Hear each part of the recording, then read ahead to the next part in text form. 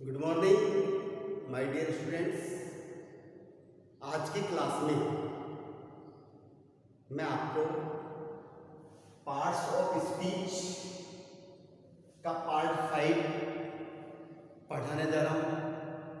इसके अंतर्गत आज मैं आप सभी को वर्ब के बारे में बताऊंगा। आज का टॉपिक अपना क्या रहेगा? वर्ब। वर्ब का अर्थ होता है क्रिया। तो देखिए, वर्ब का अर्थ क्या होता है? क्रिया। क्रिया का हमारे लिए कितना इंपॉर्टेंस है, हम इस बात को जानने का प्रयास करेंगे कि देखिए वर्ब क्या होती है। सबसे पहले हम वर्ब के बारे में, इसका हिंदी अर्थ है क्रिया। क्रिया होता है कार्य। तो जो भी वे हम कुछ कार्य करते हैं वो क्या कहलाती है? वर्ब। तो बिना वर्ब के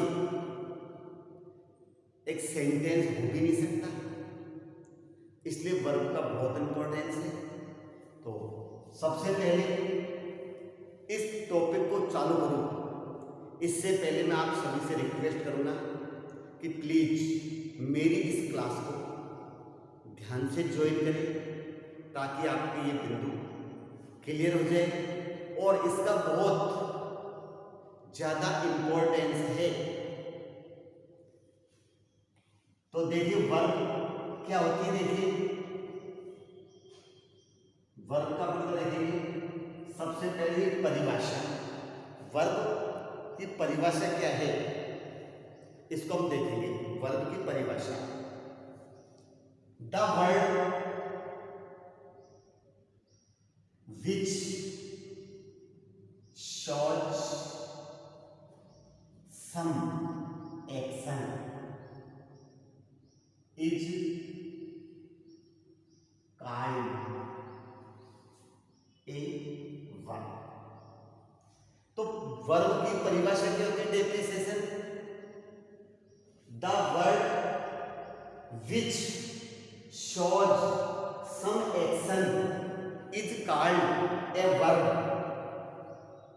अर्थात वह शब्द जो किसी कार्य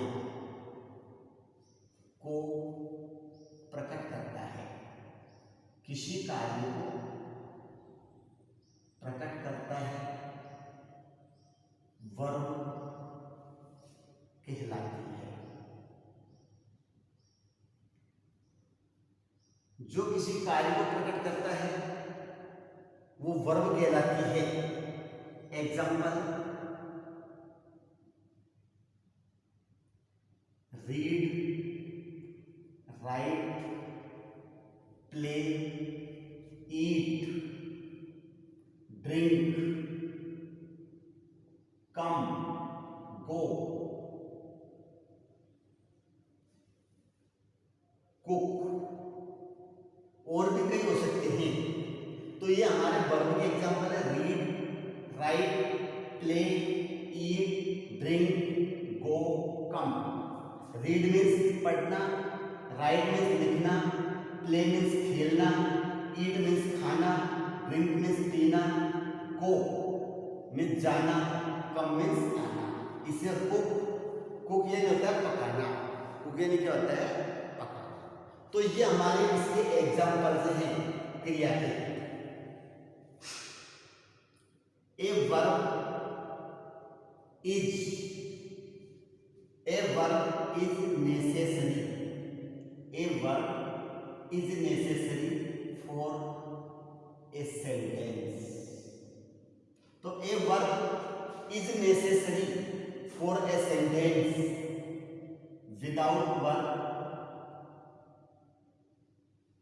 it cannot be called a sentence।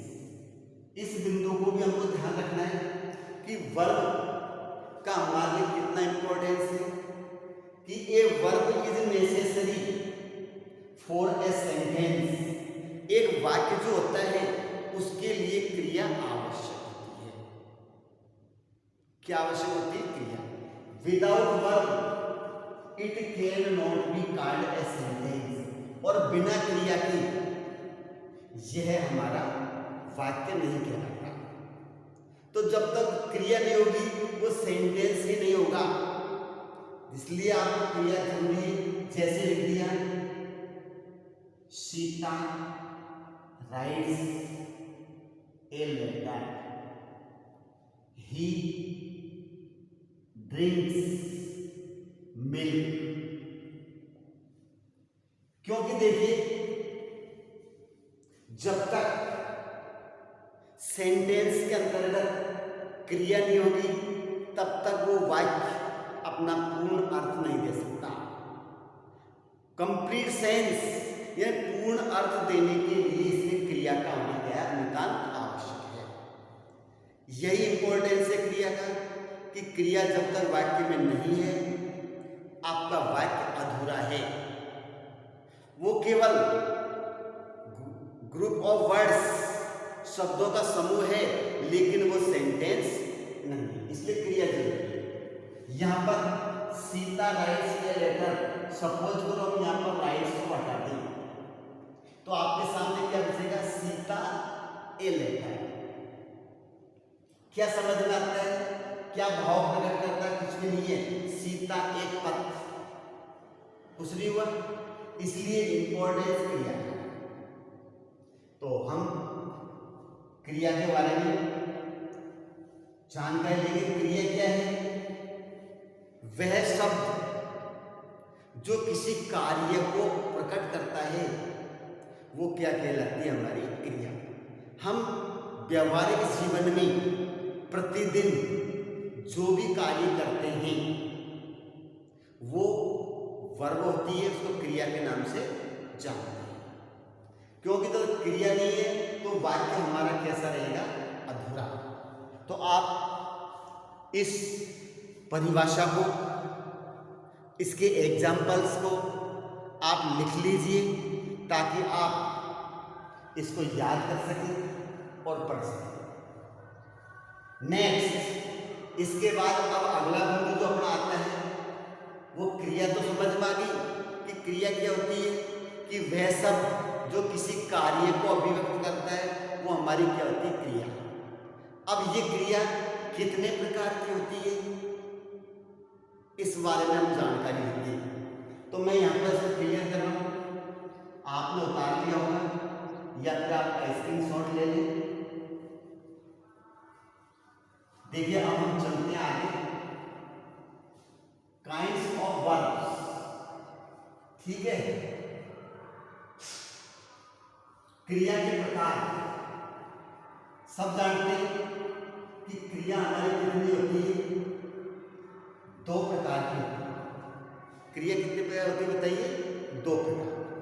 तो देखिए आप लिखेंगे काइंड्स ऑफ वर्ब्स, लिखिए there are 2 kinds of verbs. There are 2 kinds of verbs. A auxiliary verb, auxiliary verb, और बी लिखेंगे मेन वर्ब। एक्सिलरी वर्ब और दूसरी क्या होती है? Main verb. एक्सिलरी वर्ब ये होती है हमारी सहायक क्रिया,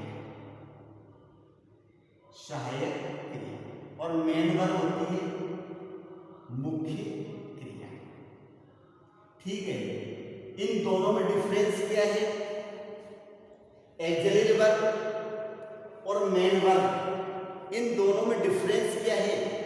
ये सहायक क्रिया होती है जो सेंटेंस में मेन वर्ब से पहले प्रयुक्त होती है और वाक्य में अपनी पहचान बनाती है। विशेष अर्थ नहीं होता।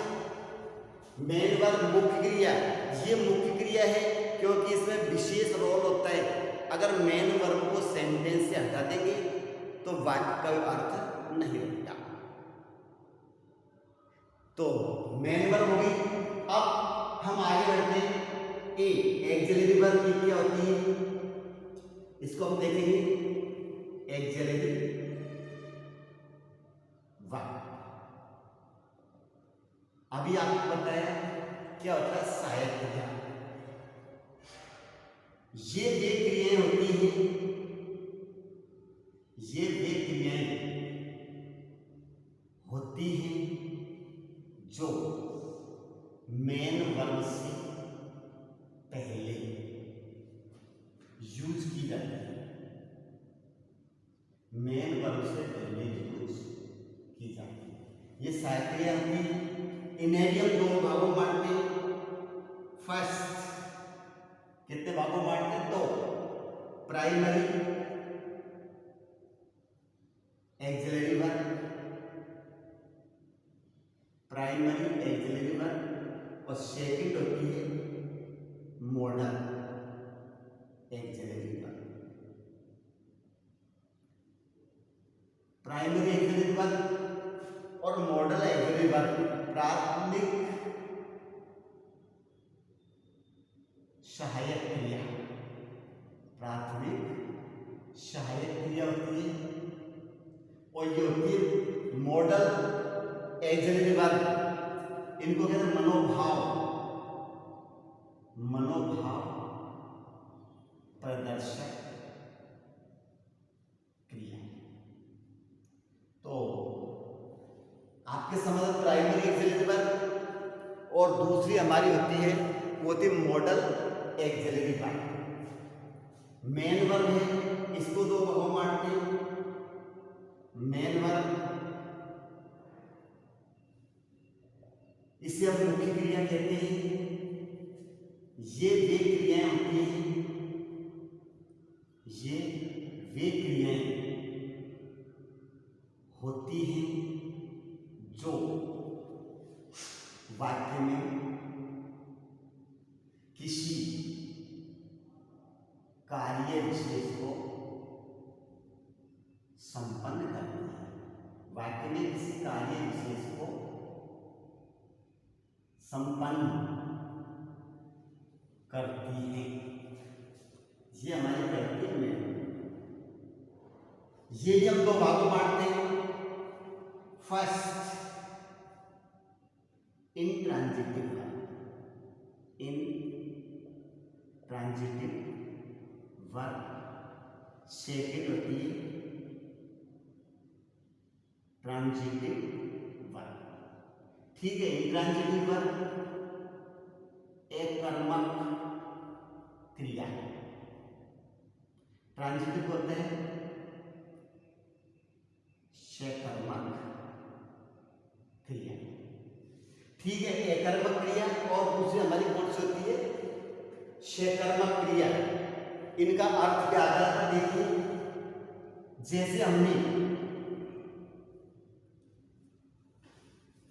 एक्सिलरी वर्ब को देखा था कि प्राइमरी एक्सिलरी वर्ब और मॉडल एक्सिलरी वर्ब में क्या डिफरेंस होता है कि प्राइमरी एक्सिलरी वर्ब वाक्य में केवल टेंस पहचान के लिए आती है और इनका कोई अर्थ नहीं होता है।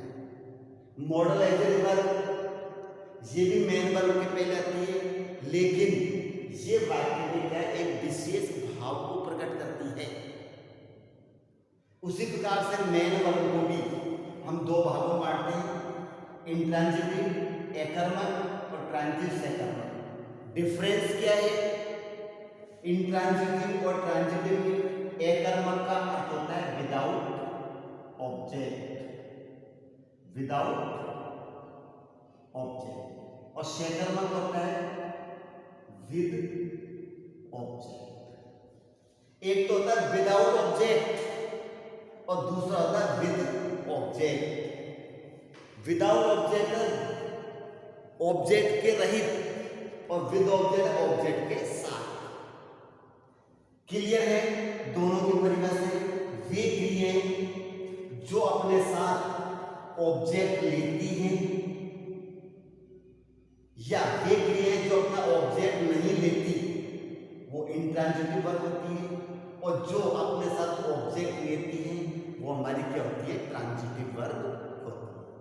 समझ में आया कि वे वर्ब जो अपने साथ ऑब्जेक्ट लेती हैं ट्रांजिटिव और ऑब्जेक्ट नहीं लेती, वो क्या होती है हमारी इंट्रांजिटिव वर्ब। ये मैंने आपको संक्षिप्त में क्रिया के जो प्रकार हैं उनके बारे में मैंने आपको बताया कि क्रियाएं दो प्रकार की होती है, एक्सिलरी वर्ब और main verb. Auxiliary verb helping verb के नाम से जाना जाता है, जिन्हें दो भागों में बांटते हैं, प्राइमरी एक्सिलरी वर्ब और मॉडल एक्सिलरी वर्ब।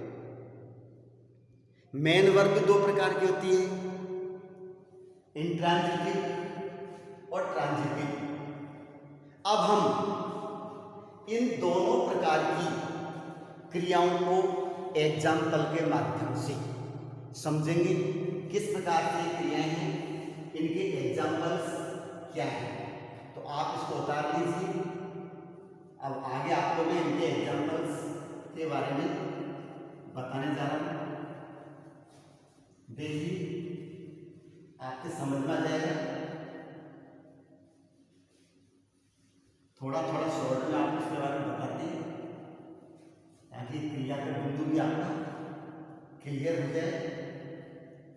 जो टेंस में भी हम देखते हैं, टेंस पढ़ते हैं, तो टेंस के अंदर सबसे विशेष इंपॉर्टेंस क्रिया का ही होता है। जिसको क्रिया का नॉलेज होता है वो टेंस को जल्दी सीखता है, और जिसको नॉलेज नहीं है वो टेंस को नहीं सीखता। तो सबसे पहले देखिए, पहला प्रकार अपना था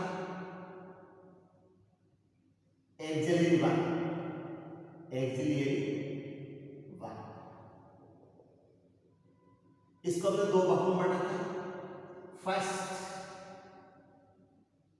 प्राइमरी एक्सिलरी वर्ब। कितने भाग? प्राइमरी एक्सिलरी वर्ब, प्राथमिक सहायक क्रिया। एक प्रकार से को हेल्पिंग वर्ब भी कहते हैं। तो प्राइमरी एक्सिलरी वर्ब क्या होती है?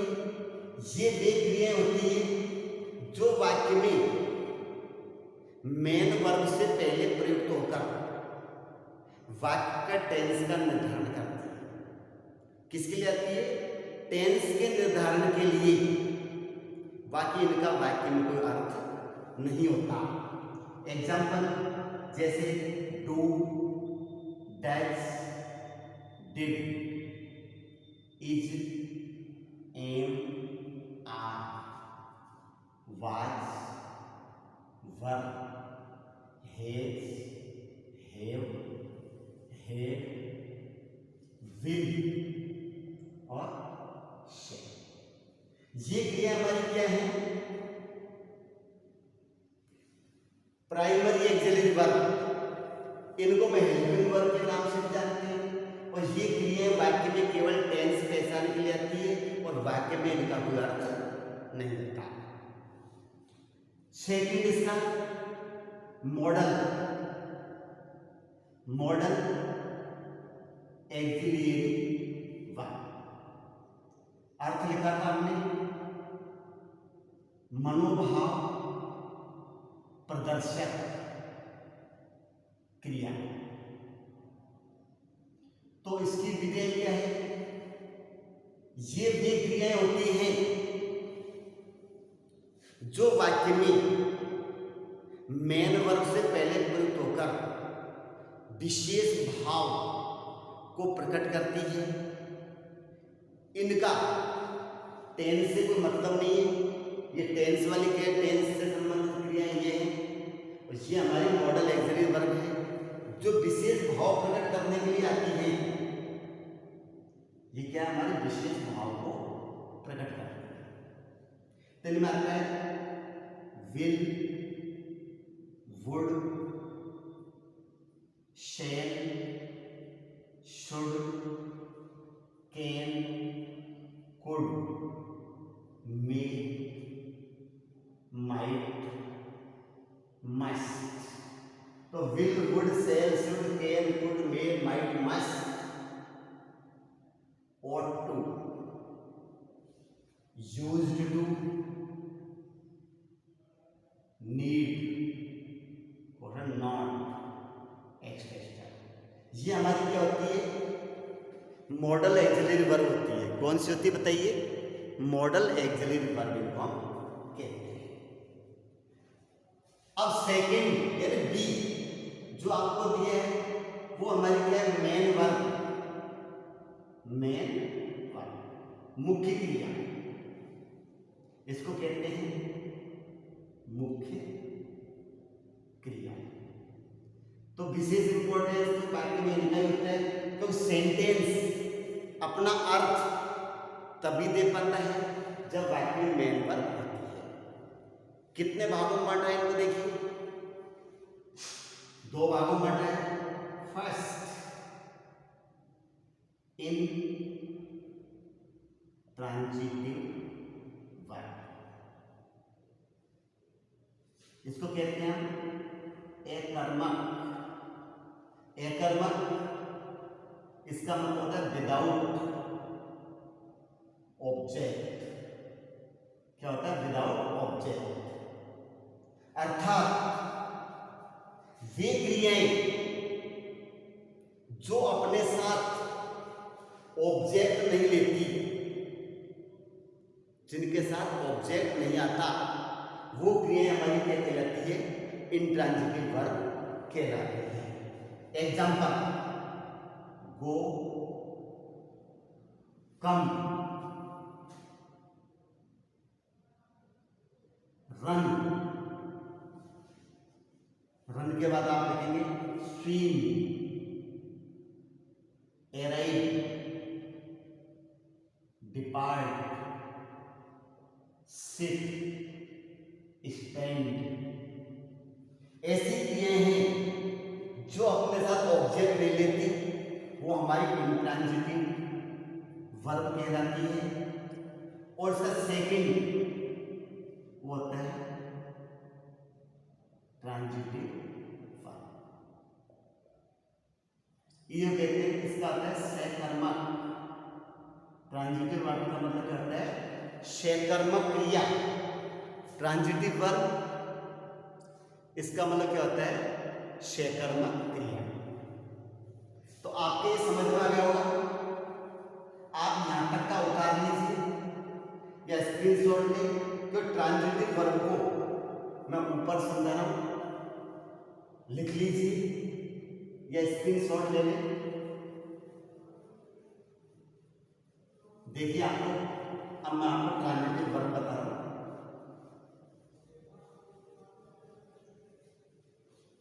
तो इसका सेकंड क्या है? ट्रांजिटिव वर्ब, सहकर्मक क्रिया। सहकर्मक क्रिया क्या बताया था मैंने? विद ऑब्जेक्ट, यानी वे क्रियाएं जो अपने साथ ऑब्जेक्ट लेती हैं, वे क्रियाएं जो अपने साथ क्या लेती है? ऑब्जेक्ट लेती हैं, वो ट्रांजिटिव वर्ब कहलाते हैं। एग्जाम्पल, रीड, क्या लिखेंगे? रीड, राइट, प्ले, ईट, कुक, टीच, एक्सेट्रा। ये क्रियाएं से अपने साथ क्या लेती है? ऑब्जेक्ट। कौन सी क्रिया होती है जो अपने साथ ऑब्जेक्ट लेती है? वो होती है हमारी ट्रांजिटिव वर्ब। तो मैं आशा करता हूं कि आपके वर्ब का ये बिंदु ठीक प्रकार समझ में आ गया होगा। इस बिंदु पर आकर मेरी क्लास कंप्लीट होती है। अगली क्लास में मैं फिर आपको एक नए बिंदु के साथ फिर उपस्थित रहूँगा। तब तक के लिए